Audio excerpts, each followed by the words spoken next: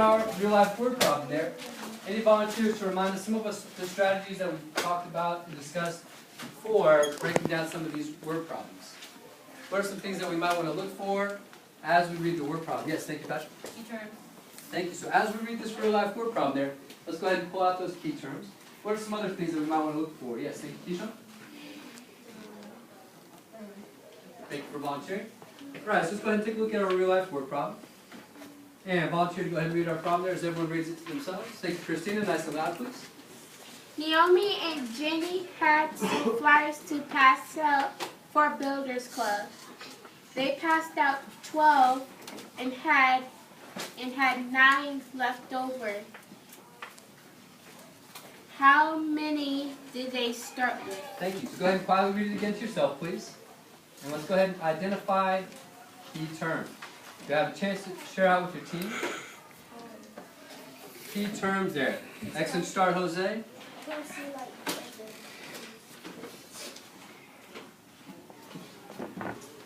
As we're just taking about 45 seconds independently. Write down as many key terms as you can. Excellent job, Anthony. Thank you.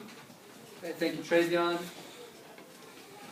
And think about what the next step that we might want to go through as well, after identifying what these key terms are.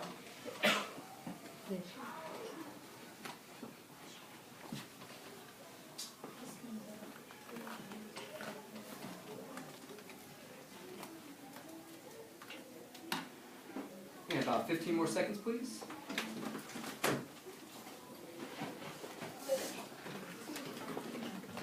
And let's go ahead and have a pair share. Please go ahead and share with your partner. What are some of those key terms that you noticed?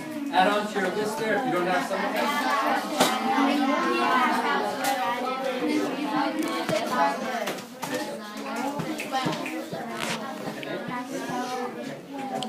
Okay, about 30 more seconds for those group discussions.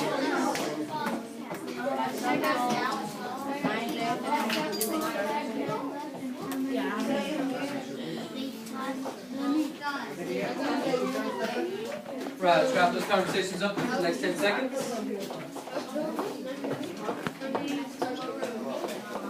And we can have those conversations brought to a close, please, in 3, 2, and 1. Appreciate all eyes back up there. Thank you for sharing out with your teams. We'll go to the cards there. Let's hear from Karen. Thank you, Karen. Any key terms that your team discussed as we pull those out of our word problem, please? Thank you. And please add these on there if you don't have some of these key terms. And let's go ahead and hear from another mathematician at random. Thank you, Joseph. Thank you. Any other key terms that we'd like to add on? Thank you, Cindy, for your participation. Thank you. So that's going to be helping us with our answer sentence. Right? So any other key terms that help us out with the algebraic part there, or with the variables? Any ideas? Yes, Natalie? When you pass out, you pass out 12. Thank you. So that's the key part there as well, key term. Passed out 12. So what are we starting off with there? If it's sum, what can we call that there as we write that down? If you don't have it written down, thank you, Christina. That means we're subtracting. Okay, thank you. But if we have some flyers there, what is that called? Yes, thank you. Variable. Thank you. So let's go ahead and identify that, please. That is our variable. And a volunteer to remind us there, what are we talking about there if it's a variable? Yes, thank you. If it's a variable, that means it stands out for another number. Excellent. So we'll go ahead and we can give it any letter or number that we want there, or value. Let's go ahead and call it I for items. I for items. Some items. We're not sure how many items.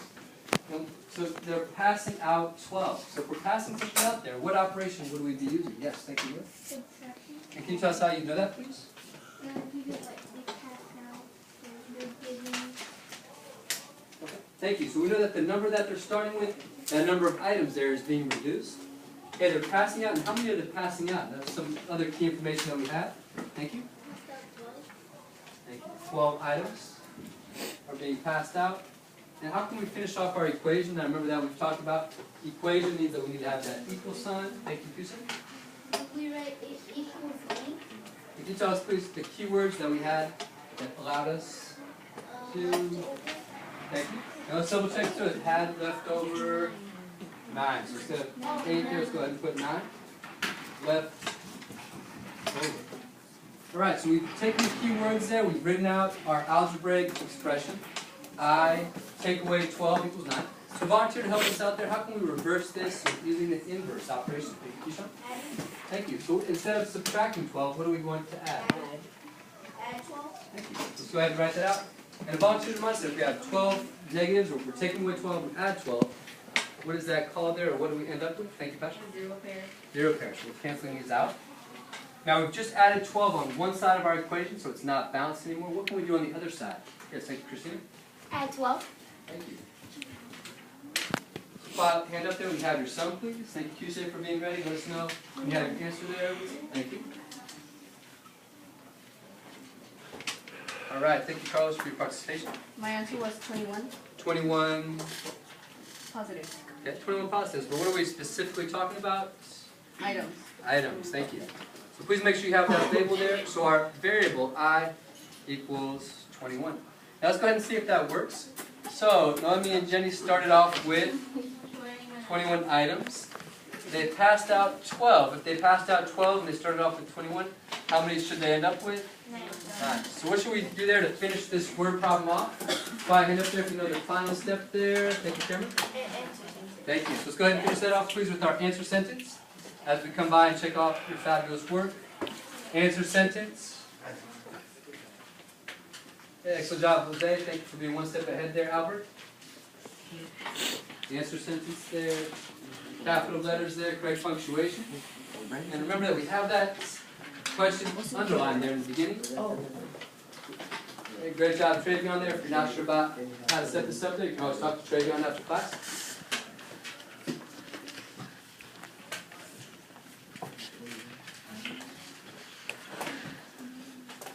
And go ahead and share that answer sentence with the person next to you, please. See if they came up with the same thing.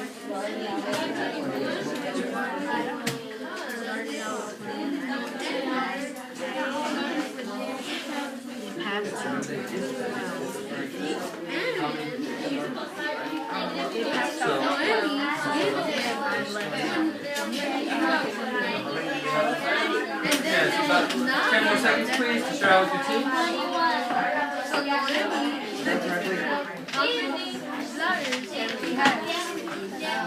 Yeah, let's bring this conversation to a close in 3, 2, and 1. Thanks for that silent transition. And thank you, Sadie, for helping us close off the problem there with our answer sentence. Thank you. So we're going back to the beginning there. How many did they start with? They started with 21 items. And please make sure you have that label there, that descriptive label there, that identifies what the amount of the value is that we're looking at. All right, at this point there, we're going to be moving on to the iReady assessment. Some of you finished yesterday there. Some of you will continue working on that.